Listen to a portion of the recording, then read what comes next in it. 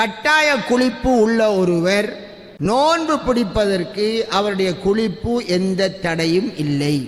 ஒருவருக்கு குளிப்பு கடமையாயிட்டு சஹருக்கு எழும்புறாரு, அவர் குளிக்கணும் தொழுகைக்காக என்றால் அவர் குளிச்சு அந்த கடமையிலிருந்து நீங்கிடணும்.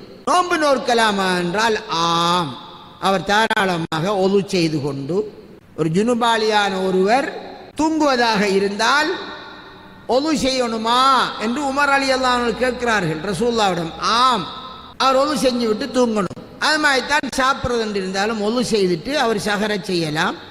அதுக்கு பின்னால தொழுகைக்காக அவர் குளிக்கணும். எனவே ரசூலுல்லாஹி ஸல்லல்லாஹு அலைஹி வஸல்லம் இவ்வாறு நடப்பார்கள் என்பதை அவர்களுடைய மனைவியர்கள் அழகாக சொல்லி இருக்கிறார்கள். ரசூலுல்லாஹ் கடமையான குளிப்பு உள்ள நிலையிலேயே சஹர் செய்துவிட்டு பின்னர் அவர்கள் குளிப்பார்கள் தொழுகைக்காக என்பதை அவருடைய மனைவியர்களும் சொல்லியிருக்கிறார்கள் இன்ஷா அல்லாஹ்.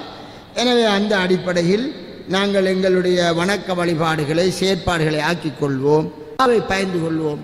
அல்லாஹ் எனக்கும் உங்களுக்கும் புரிந்து நடக்க நல்ல பாலிப்பானாக.